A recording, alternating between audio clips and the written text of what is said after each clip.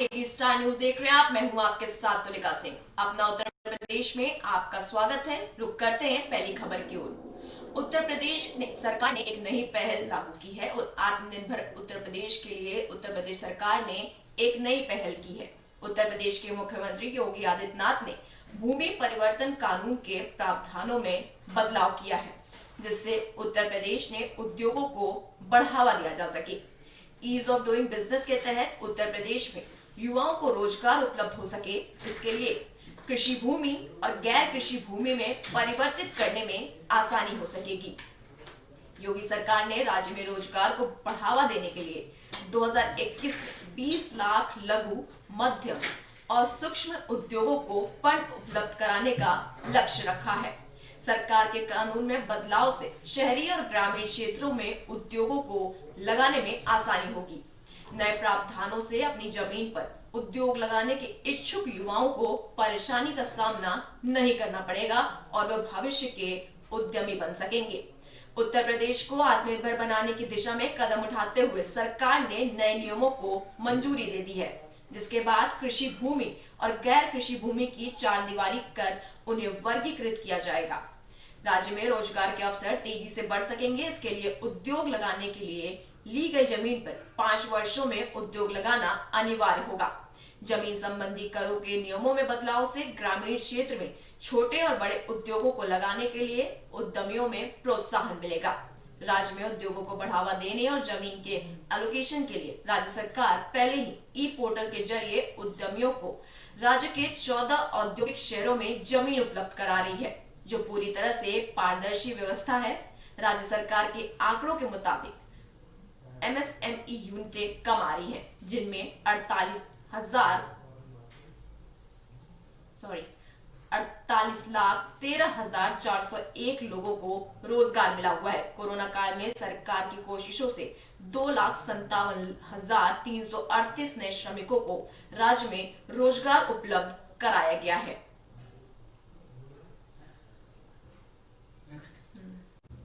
इसी के साथ बढ़ते अगली खबर की ओर। भदोई में आज मुख्यमंत्री योगी आदित्यनाथ मौजूद रहेंगे, जिससे कालीन वासियों में खुशी की लहर दौड़ गई है। भदोई में आज मुख्यमंत्री योगी आदित्यनाथ कालीन उद्योग को बड़ी सौगात देंगे। मुख्यमंत्री कल कॉर्पोरेट एक्सपो मार्ट का लोकार्पण करेंगे। इसको लेकर कालीन कारोबारियों ने खुशी जताई।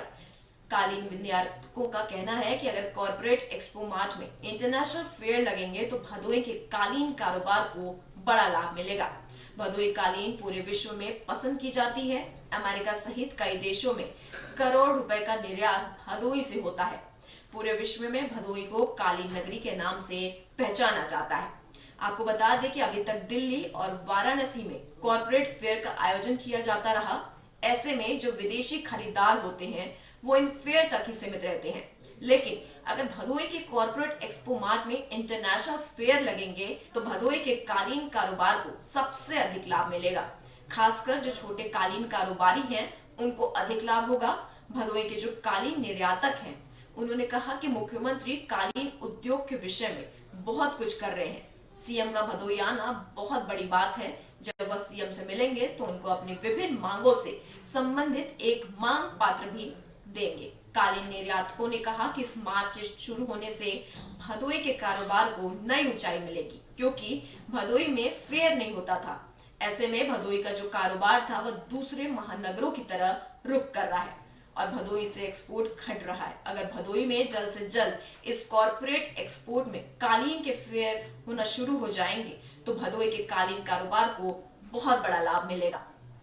मैं उनका नाम दूसरा अध्यक्ष इकमा बोल रहा हूँ। कल मुख्यमंत्री जी आएंगे, उनको हम लोग अपना पत्रक देंगे और जो कि हमारी समस्याएं हैं उस पर वो ध्यान देंगे। और ये मार्ट का लोकार्पण होगा। इसमें कोशिश हमारी पहली ये है कि इससे प्रैक्टिकल फेयर लगे, वर्चुअल फेयर नहीं, जिससे कि उसका अलग वो है जल्दी से जल्दी लगे। मुख्यमंत्री जी ने वादा किया है ये करके यहाँ एक्टिविटी चालू हो, भदोई के छोटे निर्यातकों को सबको फ़ायदा हो।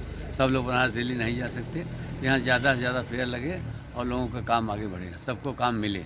यही हम लोगों की इच्छा है और ये फ़ायदा ज़रूर मिलेगा। मुख्यमंत्री जी बहुत इस पर सीरियस है तो ध्यान देंगे इस पर।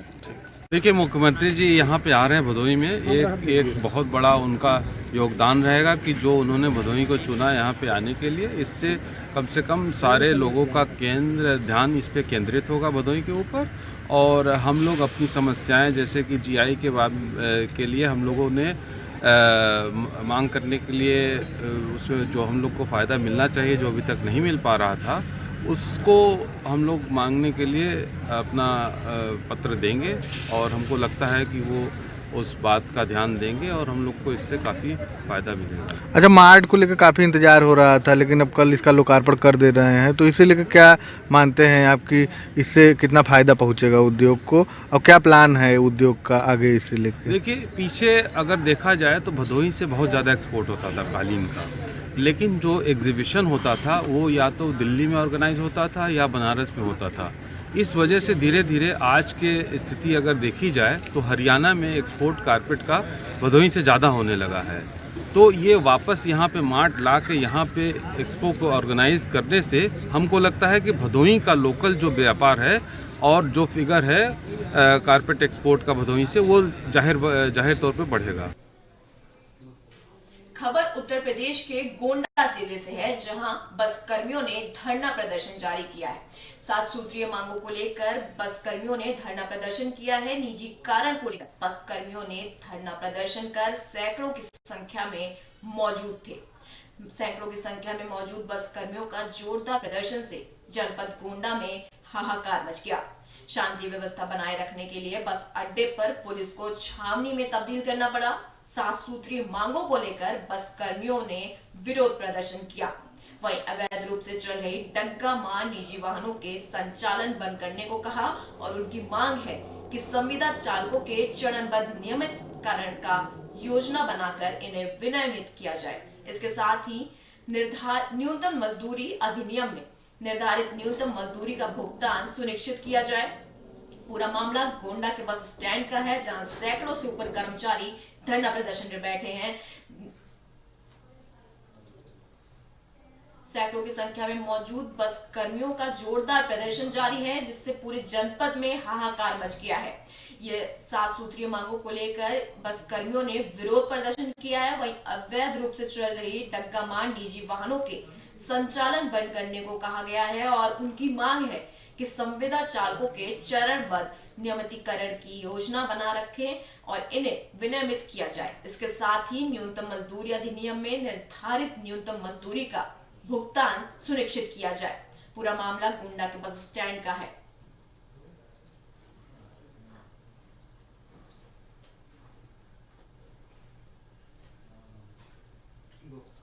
अगली खबर हमारी यूपी से है, जहां पे ट्रांसफार्मर में आग लगने से हाहाकार मच गया।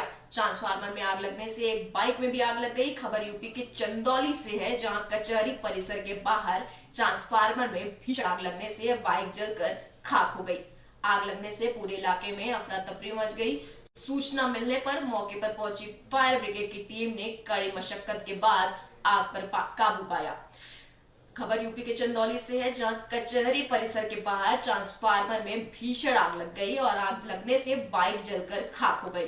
आग लगने से पूरे इलाके में अफरा तफरी सी मच गई और सूचना मिलने पर ही मौके पर फायर ब्रिगेड की टीम ने कड़ी मशक्कत के बाद आग पर काबू पाया। खबर यूपी के चंदौली से है, जहां ट्रांसफार्मर में आग लगने से अफरा तफरी मच गई और ये घटना कचहरी परिसर के बाहर की है। कड़ी मशक्कत के बाद फायर ब्रिगेड की टीम ने आग पर काबू पाया।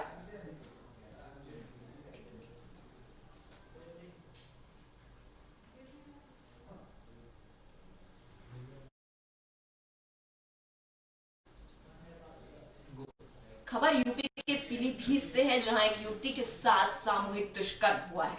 सामूहिक दुष्कर्म का ये कब थमेगा, ये हम कब खबर पीलीभीत के गजरौला थाना क्षेत्र की है, जहां 2 युवकों ने एक युवती के साथ दुष्कर्म किया।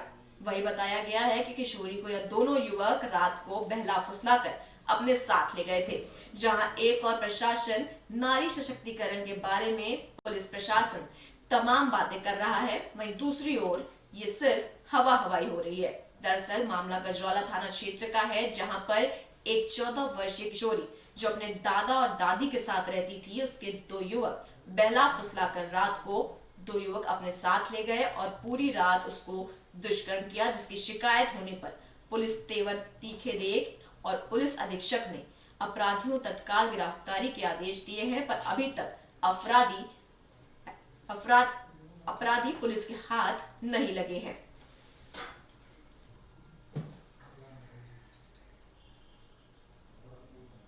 थाना गजरौला में एक युवती को बहला फुसलाकर भगा ले जाने और उसके साथ गलत काम करने का एक अभियोग पंजीकृत हुआ है, जिसमें विवेचना करते हुए अभियुक्त को गिरफ्तार कर लिया गया है और उसकी गहराई से विवेचना की जा रही है। साक्ष्य संकलन कर दोषियों के खिलाफ सख्त से सख्त कार्रवाई की जाएगी। खबर यूपी के मुजफ्फरनगर से है, जहां एक युवक के शव मिलने से ग्रामीणों ने उग्र प्रदर्शन किया। उग्र प्रदर्शन से उत्तर प्रदेश के जनपद मुजफ्फरनगर के नेशनल हाईवे 58 पर सुबह सवेरे हुआ एक बड़ा हादसा, जहां अनियंत्रित बस ने एक भैंसा बुग्गी में टक्कर मार दी। टक्कर लगने से भैंसा बुग्गी पर सवार एक व्यक्ति की मौके पर ही दर्दनाक मौत हो गई, तो वहीं एक व्यक्ति गंभीर रूप से घायल हो गया। किसान के भैंस की भी मौके पर मौत हो गई। किसान की मौत से गुस्साए ग्रामीणों ने नेशनल हाईवे 58 को अपनी ट्रैक्टर ट्रॉली लगाकर पूरी तरह से जाम कर दिया। सूचना पर पहुंचे एसडीएम खतौली की सीओ खतौली ने हर संभव मदद करने का आश्वासन देकर जाम खुलवाया। दरअसल मामला उत्तर प्रदेश के जनपद मुजफ्फरनगर के मुंसपुर थाना क्षेत्र के बेगरजपुर नेशनल हाईवे 58 का है, जहां सुबह सवेरे मंसूरपुर शुगर मिल के अपनी भैंसा बोगी से गन्ना डालकर वापस आ रहे थे। किसान की भैंसा बुग्गी में मेरठ की ओर से आ रही एक बस में टक्कर मार दी। टक्कर इतनी भयंकर थी कि मौके पर किसान का भैंसा और किसान अंकित की दर्दनाक मौत हो गई। वहीं मृतक का भाई राजेश भी गंभीर रूप से घायल हो गया है। किसान की मौत की खबर सुनते ही आसपास के किसानों ने हजारों की संख्या में बेगराजपुर नेशनल हाईवे 58 पर पहुंचकर अपने वाहनों से हाईवे को पूरी तरह से जाम कर दिया और मुआवजे की मांग करने लगे। और सूचना पर पहुंचे एसडीएम खतौली इंद्रकांत द्विवेदी और सीओ खतौली आशीष प्रताप पुलिस फोर्स के साथ मौके पर पहुंचे और किसानों को उचित मुआवजा दिलवाने का आश्वासन देते हुए बमुश्किल जाम खुलवाया। उधर मृतक के भाई घायल राजेश की भी हालत गंभीर बताई जा रही है, जिसका उपचार मेरठ मेडिकल कॉलेज में जारी है, जिसमें मृतक की पहचान मंसूरपुर थाना क्षेत्र के गांव बेगराजपुर निवासी के रूप में हुई है। आज थाना मंसूरपुर क्षेत्र में प्रातः एक बस से एक्सीडेंट हो गया था बुग्गी चालक का, जिससे उसकी मृत्यु हो गई। उसी संबंध में उसके परिवार वालों ने हाईवे में कुछ समय के लिए जाम लगा दिया था, पर हमारे सीओ साहब और एसडीएम साहब मौके पे पहुंच के परिवार वालों को हर संभव मदद का आश्वासन दिया, जिसके बाद परिवार जन भी संतुष्ट है और उन्होंने जाम खुलवा दिया है और आगे की कार्रवाई की जा रही है। मुआवजे की मांग थी सर, कितना मुआवजा जो मुआवजा जो भी बनता है वो उसकी आश्वासन दिया है एसडीएम साहब ने और परिवारजन उससे संतुष्ट है। जो बस चालक था सर गिरफ्तारी हुई है फरार? अभी चल रही है कार्रवाई चल रही है। खबर यूपी के बुलंदशहर से, जहां एक ही छत के नीचे विवाह और निकाह दोनों हुआ। मुख्यमंत्री के सामूहिक विवाह योजना कार्यक्रम के तहत मुख्यमंत्री सामूहिक विवाह योजना में एक ही छत के नीचे निकाह और विवाह दोनों हुए। एक ही पंडाल में 70 हिंदू बेटियों ने 7 फेरे लिए और 10 मुस्लिम बेटियों को निकाह पढ़ाया गया। डीएम और सदर विधायक ने नुमाइश पंडाल में शुरू कराया विवाह आयोजन। प्रशासन ने मुख्यमंत्री सामूहिक विवाह कार्यक्रम को अंतिम रूप दिया है। बुलंदशहर में एक ही छत के नीचे विवाह और निकाह दोनों कराया गया। मुख्यमंत्री सामूहिक विवाह की योजना के तहत एक ही छत के नीचे निकाह और विवाह दोनों हुए। एक ही पंडाल में 70 हिंदू बेटियों ने 7 फेरे लिए और 10 मुस्लिम बेटियों को निकाह पढ़ाया गया। डीएम और सदर विधायक ने नुमाइश पंडाल में शुरू कराया था यह आयोजन और प्रशासन ने मुख्यमंत्री सामूहिक विवाह को अंतिम रूप दे दिया है।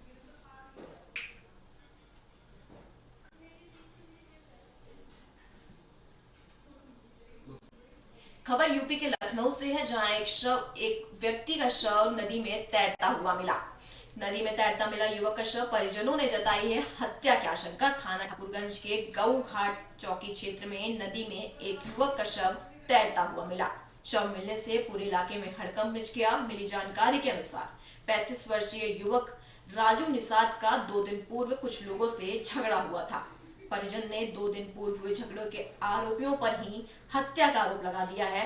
वैसे पुलिस ने तो शव को पोस्टमार्टम के लिए भेज दिया है और उसकी जांच जारी है।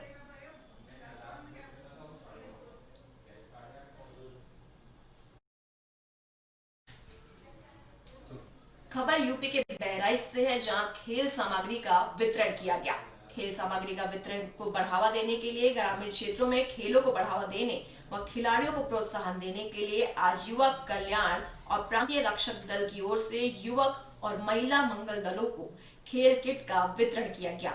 कलेक्ट्रेट स्थित NIC में आयोजित समारोह में पयागपुर के विधायक सुभाष त्रिपाठी और जिलाधिकारी शंभू कुमार ने युवक व मंगल महिला दलों के 5 अध्यक्षों को प्रोत्साहन स्वरूप खेल सामग्री का वितरण किया। इस अवसर पर विधायक सुभाष त्रिपाठी ने कहा कि सरकार लगातार ग्रामीण क्षेत्रों में खेलों को बढ़ावा देने का प्रयास कर रही है। इसी क्रम में आज युवक व महिला मंगल दलों को प्रोत्साहित करने के लिए खेल सामग्री का वितरण किया गया। इससे उनमें नई ऊर्जा का संचार होगा और खेल के प्रति युवाओं में रुचि पैदा होगी। ग्रामीण क्षेत्र में रहने वाले युवाओं को खेल में प्रोत्साहन के लिए एक किट आज प्रदान किया गया है और माननीय मुख्यमंत्री जी ने लखनऊ में कार्यक्रम करके जिले के कुछ युवक मंगल दल के पदाधिकारियों से वार्ता भी किया और उसी क्रम में आज NIC बहराइच में भी कार्यक्रम आयोजित हुआ और यहाँ भी एक किट प्रदान किया गया था युवक मंगल दल के सदस्यों को। उस किट में वॉलीबॉल है और अन्य खेल सामग्री है जिसका उपयोग वो गाँव में अपने सदस्यों के साथ करेंगे। एक खेल के माध्यम से एक तो उनका शारीरिक और मानसिक स्वास्थ्य अच्छा रहेगा और इसी के साथ उनके अंदर एक रचनात्मकता की भावना पैदा होगी, सामूहिकता की भावना पैदा होगी और एक सकारात्मक दिशा में काम करने की युवाओं में प्रेरणा मिलेगी जो अपने समाज और देश के निर्माण में भागीदार बनेंगे। खबर यूपी के संबल से है, जहां बिजली विभाग के अधिकारियों पर गंभीर आरोप लगे हैं। अवैध वसूली के आरोप लगे बिजली विभाग के अधिकारियों पर। बिजली विभाग अधिकारियों और कर्मचारियों द्वारा उपभोक्ताओं को धमकाकर अवैध वसूली का ऑडियो वायरल होने के बाद सांसद शफीर कुरकान वर्ग के प्रतिनिधि और पौत्र भड़क गए। दरअसल जिले भर में बिजली के नाम पर उपभोक्ताओं को धमकाने, बिल बढ़ाकर भेजने, वीडियो कराकर उपभोक्ताओं से वसूली के तमाम मामले सामने आ रहे हैं। एक जेई द्वारा लाइनमैन को इस तरह के 7 लोगों से कम 40 से 50 हजार रुपए उगाही करने का ऑडियो भी वायरल हुआ था। इसके बाद बिजली विभाग के अधिकारी कर्मचारियों से पीड़ित उपभोक्ताओं ने सांसद प्रतिनिधि जियारुर्रहमान वर्ग से मांगने की शिकायत की थी। सांसद प्रतिनिधि और सांसद के पौत्र इस संबंध में XCN से मिले, जहां उन्होंने बेईमान अधिकारी कर्मचारियों के खिलाफ कार्रवाई की मांग की। XCN के रवैये से सांसद प्रतिनिधि भड़क गए और कार्रवाई न होने पर उन्होंने बेईमानों को खुद सही करने की चेतावनी दी है। देखिए, मैं पहले भी कई बार आ चुका हूँ। जो लोगों की समस्याएं होती हैं उनको लेकर के आता रहता हूँ। मैं जब कभी मसला ज़्यादा हो जाते हैं तो लेकर आ जाता हूँ, नहीं तो फोन से बात करते रहते हैं, चाहे मैं करूँ या माननीय सांसद जी करते रहते हैं। आज जो मैं आया उसकी 2 मुख्य वजहें थी, 2 नहीं बल्कि 3 वजहें थी। एक तो कुछ लोगों के काम थे जो पहले से आ रहे थे, वो आए दिन एक अधिशासी अभियंता जो है वो मार कर देते हैं कोई काम के लिए अगर आता है, उसके बाद में उनके जो सबॉर्डिनेट हैं वो उनके साथ में बदसलूकी करते हैं और काम नहीं करते। इस चीज़ की शिकायत थी। मैंने उनसे कहा कि उन लोगों को आप सख्ती करिए, हिदायत करिए, अगर ऐसी हरकत नहीं मानेंगे तो फिर उनके या तो आप कार्रवाई करिए, अगर आप नहीं करेंगे तो फिर जनता को गुर करने पर फिर आपकी जिम्मेदारी होगी अगर वो कोई ऐसा कदम उठाते। खबर यूपी के फर्रुखाबाद से है, जहां बार बालाओं के ठुमके सोशल मीडिया पर वायरल हो रहे हैं। प्रधानी समाप्त होने पर प्रधानी गांव में बाल बालाओं के जमकर ठुमके लगवाए। बाल बालाओं के ठुमके लगाते ही सोशल मीडिया पर वायरल हो गए और 2 गुट पिला दे साथिया गाने पर जमकर नोट भी उड़ा। प्रधान ने कोविड-19 के चलते सोशल डिस्टेंसिंग की खुलेआम धज्जियां उड़ाई हैं। बाल बालाओं के ठुमके वाला डांस देखने के लिए ग्रामीणों का जमावड़ा लग गया। बगैर अनुमति कराने वाला डांस कराने पर इस मामला भी दर्ज किया गया। थाना राजेपुर क्षेत्र दहिया गांव का यह मामला है, जहां पर बार बालाओं के ठुमके से सोशल मीडिया पर वायरल हो गया। प्रधानी समाप्त होने पर प्रधान ने बार बालाओं से जमकर ठुमके लगवाए थे।